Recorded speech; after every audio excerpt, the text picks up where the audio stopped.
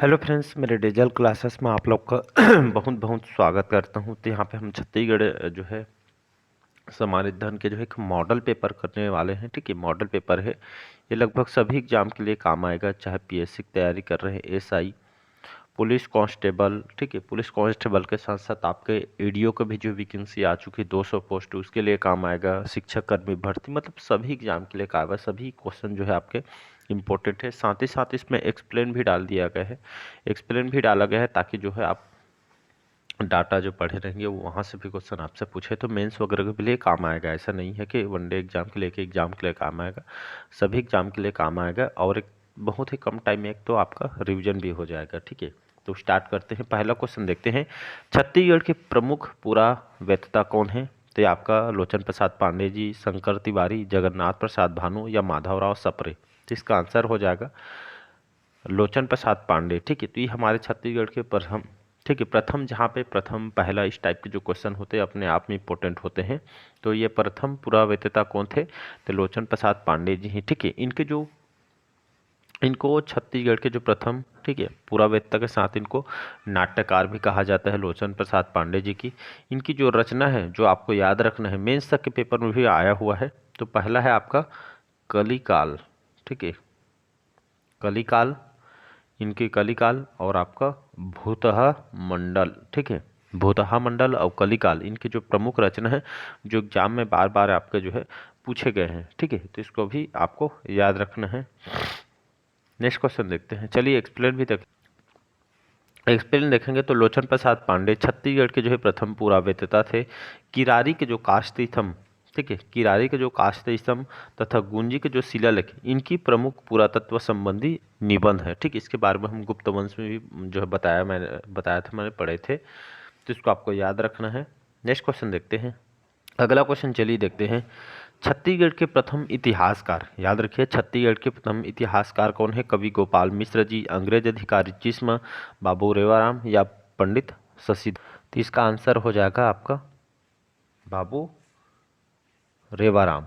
ठीक है, C option हो जाएगा। तो छत्तीसगढ़ के प्रथम इतिहासकार कौन है? तो बाबू रेवाराम जी हैं। इनको छत्तीसगढ़ में भजनों के व्यापक प्रचार, जो भजन जो आप सुनते हैं, ठीक है, तो ये प्रचार प्रसार इन्हीं के द्वारा किया गया था। ये छत्तीसगढ़ के आपके कहाँ के, एक मिनट कलर चेंज कर लेता हूँ। ठीक है,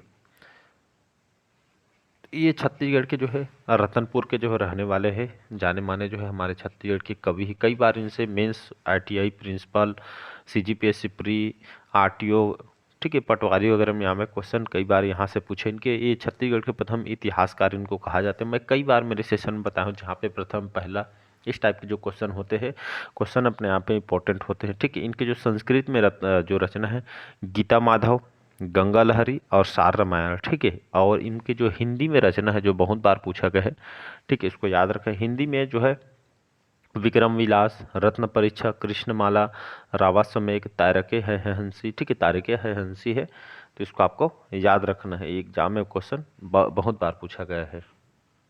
एक्सप्लेन देख लेते थे यहाँ पे। तो बाबू रेवाराम को छत्तीसगढ़ के प्रथम इतिहासकार माना जाता है। इन्होंने विक्रम विलास नामक ग्रंथ की रचना इन्होंने की थी। ठीक है, बहुत बार ये क्वेश्चन एग्जाम में आए।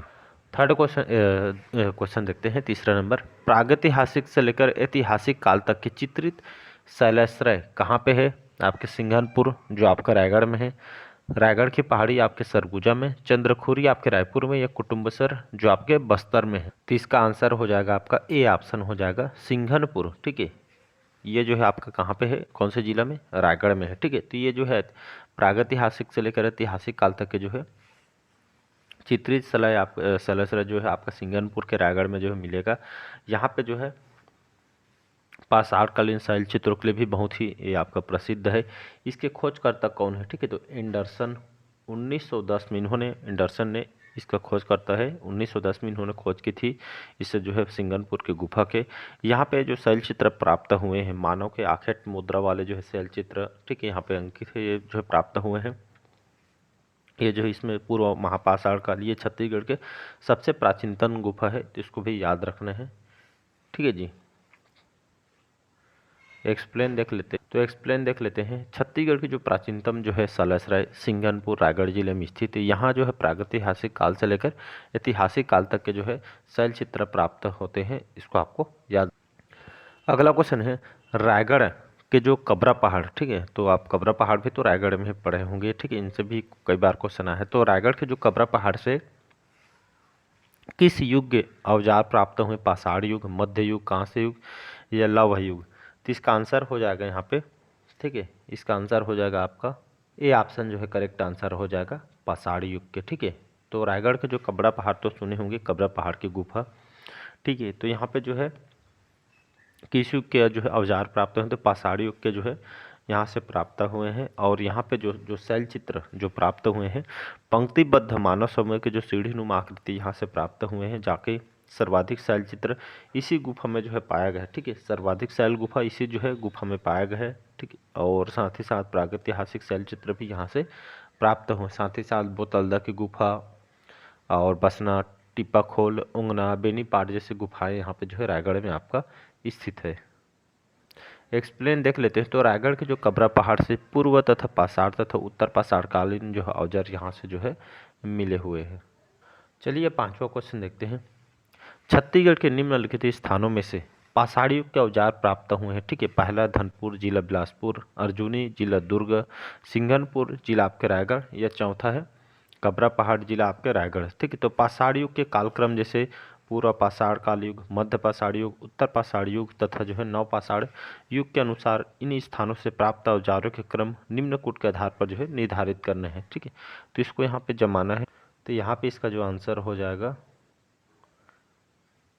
3, 4, 1, 2, ठीक है। तो आपका सिंघनपुर जिला रायगढ़ हो जाएगा, इसके बाद आपका कबरा पहाड़ जिला रायगढ़ हो जाएगा, फिर आपका धनपुर जिला बिलासपुर, और आपका फिर अर्जुनी या आपका दुर्ग जिले के अंतर्गत यहाँ से जो है पाषाण युग का औजार जो है यहाँ पे प्राप्त हुए, ठीक है। तो इसका 3, 4, 1, 2 इसका जो है करेक्ट आंसर हो जाएगा। तो एक्सप्लेन देख लेते हैं। तो छत्तीसगढ़ के पूरा पाषाण, ठीक है, छत्तीसगढ़ में पूरा पाषाण काल के जो है अवशेष रायगढ़ के जो है सिंघनपुर, कबरा पहाड़, बोतलदा, सोनबरसा आदि स्थानों से प्राप्त हुए हैं, जहाँ पे मध्य पाषाण काल के जो अवशेष बस्तर क्षेत्र के कालीपुर, राजपुर, गढ़धनौरा, गढ़चंदेला या आपका खड़ाक घाट आदि से प्राप्त हुए हैं। वहीं उत्तर पाषाण काल के अवशेष रायगढ़ के जो है कबरा पहाड़, सिंगनपुर, बोतलदा, महानदी घाटी, आंगना, कर्मागढ़ आदि स्थानों से, जबकि नवपाषाण काल के जो है अवशेष दुर्ग के जो है अर्जुनी, राजनांदगांव, बोनटीला है एवं चितवा डोंगरी तथा रायगढ़ के टेरम से जो है प्राप्त हुए हैं। तो इसे सभी जो है डाटा से आपसे क्वेश्चन पूछे जाते हैं, तो याद रखने हैं आप। अगला क्वेश्चन है छत्तीसगढ़ में 1953 में सिरपुर के जो प्रथम पुरातात्विक जो उत्खनन कार्य किसके निर्देशन में आरंभ हुआ था, ठीक है। तो छत्तीसगढ़ में 1953 के सन में सिरपुर के जो प्रथम पुरातात्विक जो उत्खनन कार्य किसके निर्देशन में प्रारंभ हुआ था? तो कनिंघम, मोरेश्वर दीक्षित, के.डी. वाजपेयी या लोचन प्रसाद पांडे। तो यहाँ पे इसका जो आंसर हो जाएगा मोरेश्वर दीक्षित, ठीक है, ये आप बी ऑप्शन हो जाएगा। तो मोरेश्वर दीक्षित इनके कार्यकाल में यहाँ पे उत्खनन किया गया था। तो एक्सप्लेन देख लेते हैं। तो सिरपुर में, ठीक है, जो महासमुंद जिले के अंतर्गत आते हैं, तो 1953 में 1953 में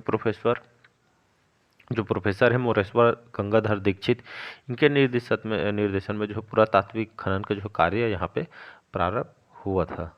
नेक्स्ट क्वेश्चन देखते हैं, सातवां क्वेश्चन। वैदिक काल में, ठीक है, वैदिक काल में छत्तीसगढ़ को निम्नलिखित में से किस नाम से जाना जाता था, ठीक है। तो कहाँ पे बोला जा रहा है? वैदिक काल में, ठीक है। तो वैदिक काल में छत्तीसगढ़ को अलग अलग काल में छत्तीसगढ़ को अलग अलग नाम से जो है हम जाने गए हैं। तो इसी तरह छत्तीसगढ़ को वैदिक काल में जो किस नाम से जाना गया है? तो यहाँ पे ऑप्शन दिया गया है दक्षिण कौशल, छत्तीसगढ़, दंडकारण्य, गोंडवाना या इनमें से कोई नहीं, ठीक है। तो वैदिक काल में बोला जा रहा था, इनमें से कोई नहीं होगा, ठीक है।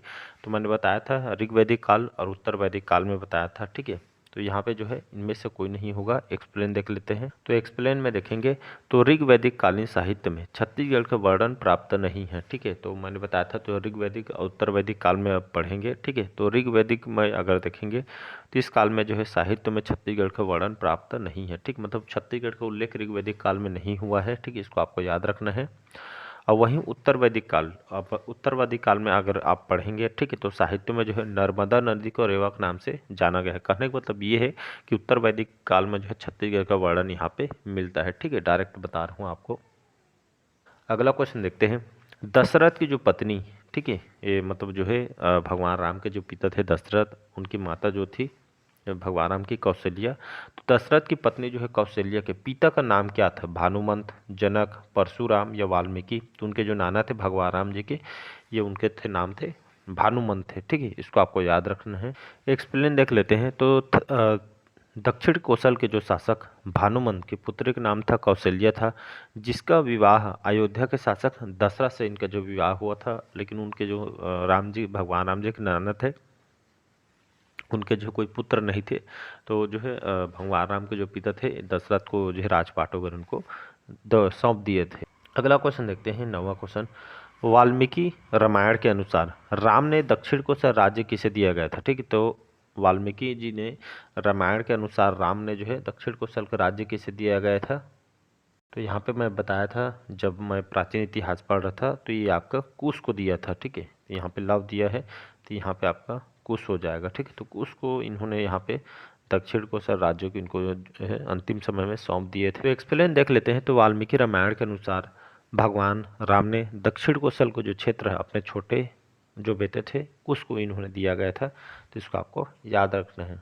चलिए अगला क्वेश्चन है कि छत्तीसगढ़ ग्रंथ में छत्तीसगढ़ क्षेत्र को उल्लेख नहीं है रामायण, पुराण, ऋग्वेद या महाभारत में। ठीक है, तो छत्तीसगढ़ क्षेत्र को उल्लेख नहीं है, तो यहाँ पे इसका जो आंसर हो जाएगा ऋग्वेद होगा। ठीक है, अभी मैंने बताया यहाँ पे ऋग्वेद में जो है छत्तीसगढ़ का उल्लेख कहीं भी नहीं हुआ है, तो यहाँ पे बी ऑप्शन जो है ऋग्वेद हो जाएगा। यहाँ पे एक्सप्लेन देख लेते हैं। ठीक है, तो वहीं देखेंगे तो रामायण काल में छत्तीसगढ़ को कौशल अलग अलग, महाभारत काल में अलग बताया गया। ठीक है, प्राचीन इतिहास में पूरा डिटेल पढ़ाया हुआ है, मेंस लेवल तक के, आप पढ़ना चाहते हैं पढ़ सकते हैं। तो रामायण काल में छत्तीसगढ़ को कौशल तथा दक्षिण कौशल के नाम से जाना जाता था, जबकि महाभारत काल में छत्तीसगढ़ कौशल, प्राक कौशल व बस्तर क्षेत्र को महाकांतार के नाम से जाना जाता था। वैदिक युग में छत्तीसगढ़ से संबंधित जानकारियों का अभाव है। ऋग्वेद में इसी क्षेत्र कोई भी उल्लेख नहीं मिलता, क्योंकि ऋग्वेद जो है आर्य उत्तर भारत तक जो है सीमित थे। वहीं उत्तर वैदिक काल, ठीक है, साहित्य में है नर्मदा नदी का जो है रेवा नाम के साथ का जो है इसको उल्लेखित किया गया था। ठीक है, तो कहने का मतलब ये है कि उत्तर वैदिक काल में जो है छत्तीसगढ़ का वर्णन मिलता है, बाकी ऋग्वेद में छत्तीसगढ़ का वर्णन यहाँ पे नहीं मिलती है। महाकांतार, ठीक है, अगला क्वेश्चन है महाकांतार की पहचान किससे की जाती है? महानदी की घाटी वाले जो क्षेत्र से, या बस्तर चिहाव के जंगली प्रदेश से, रायगढ़ के क्षेत्र से, उपयुक्त में से कोई नहीं। तो इसका आंसर हो जाएगा तो महाकांतार। ठीक है, इसकी जो पहचान जो है बस्तर के सिहावा जो जंगली प्रदेश है, ठीक है, जो पेड़ पौधे यहाँ पे, इसको जो है यहाँ महाकांतार की पहचान यहाँ पे की जाती है। तो इसको आपको याद रखना है। एक्सप्लेन देख लेते हैं। तो बस्तर क्षेत्र को प्राचीन काल में, ठीक है, बस्तर क्षेत्र को प्राचीन काल में चक्रकोट, महाकांतार, एकाकांतार, ठीक है, आदि नामों से इसको जो है जाना जाता है। आज का लास्ट क्वेश्चन है वैदिक काल में, ठीक है, वैदिक काल में छत्तीसगढ़ को निम्नलिखित किस नाम से जाना जाता था? तो दक्षिण कौशल, दनकरण्य, छत्तीसगढ़ गोंडवाना या इनमें से कोई नहीं। तो उत्तर वैदिक काल में छत्तीसगढ़ को किस नाम से जाना जाता है? तो यहाँ पे इनमें से कोई नहीं हो जाएगा यहाँ पे करेक्ट आंसर। तो उत्तर वैदिक काल में जो है ग्रंथों में, ठीक है, छत्तीसगढ़ का वर्णन प्राप्त नहीं है, क्योंकि यहाँ पर उल्लेख नहीं किया गया है।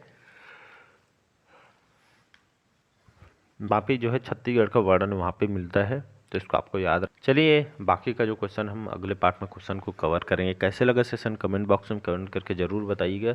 जितने भी कंटेंट है बहुत मेहनत से तैयार होते हैं, ऐसा नहीं कोई भी क्वेश्चन यहाँ पे आपको बता दी टाइम वेस्ट करके, ऐसा कोई भी उद्देश्य नहीं होता मेरा। ठीक है, जो कंटेंट रेडी हुए हैं आपके एग्जाम में बहुत सारे क्वेश्चन जो डाटा आपसे जो है पूछे गए हैं, आप कोई भी क्वेश्चन पेपर उठा के देख सकते हैं। लगभग 15 से जो 20% क्वेश्चन आपके जो है रिपीटेड होते हैं, चाहे कोई भी एग्जाम की तैयारी कर लें। ठीक है, तो इसको आपको याद रखना है। बाकी चलिए मिलते हैं अगले पार्ट में। अगर चैनल अच्छा लगे तो चैनल को लाइक शेयर सब्सक्राइब कीजिएगा।